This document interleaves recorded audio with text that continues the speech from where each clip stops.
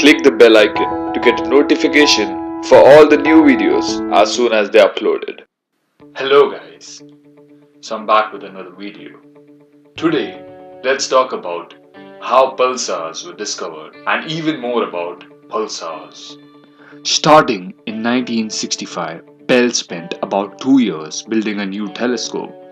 The finished telescope covered an area of about 4.5 acres. They started operating the telescope in July of 1967. Bell had the responsibility to handle the telescope and to analyze the data, which was nearly 100 feet of paper every day by her hand. Within few weeks, Bell noticed there was something odd in the data. She called it a bit of a scuff. The signals did not look like a scintillating source or any man-made interference. She soon realized it was a regular signal coming from the same patch of the sky. Bell and Havish, her advisor, began to rule various sources from which the signal can occur. Interference included television signals, orbiting satellite, and even possible effect from a large corrugated metal building near the telescope. None of this could explain the strange signal. This signal was a series of pulses coming from a source every 1.3 seconds. Bell and Havish, they jokingly called the source LGM-1. LGM standing for Little Green Men. It was renamed afterwards. Soon, they ruled out the possibility of extraterrestrials trying to contact us. Bell noticed a similar kind of signal coming from a different patch of the sky. Over a few more days, Bell noticed 2 more such signals. So it was quite unlikely that many such civilizations were trying to contact us at the very same time. So the extraterrestrial thing was ruled out. But they had discovered a very exciting thing. They had discovered the first pulsar. So pulsars are lighthouses of this universe. Pulsars are highly magnetized and rapidly spinning neutron stars. Now first let's talk about what are neutron stars.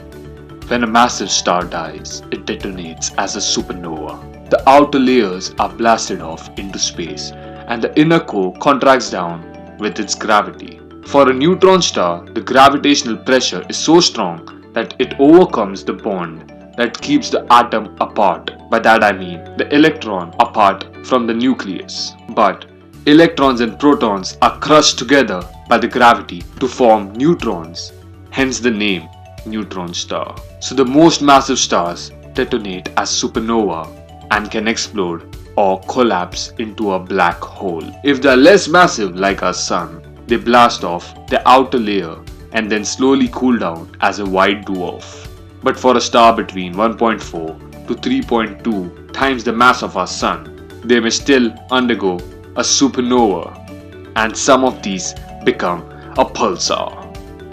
When these stars collapse, they maintain their angular momentum. From a size bigger than our sun, the neutron star contracts down to a size that's about just 10 kilometers, but it still has mass greater than our sun.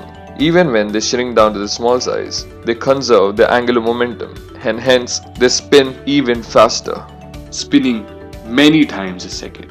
For the same reason as a skater pulls her arms inside, she starts spinning faster. The pulsar, with its angular momentum, starts spinning faster with its previous angular momentum. This tiny, relatively small object blasts off radiation from its magnetic poles. It's not necessary for their magnetic poles to be aligned with their axis of rotation, for the same reason as our Earth's magnetic field lines are not aligned with our spin axis. We can only see these emissions from the neutron stars when they are pointed straight to the Earth. So when they are not pointing at us, we cannot see them. And again, when the emission points at us, we can see them. Hence, they are like pulses that goes on and off, on and off.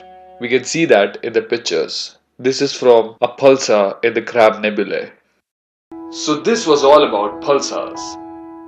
Thanks for watching the video. If you liked the video, please give it a thumbs up.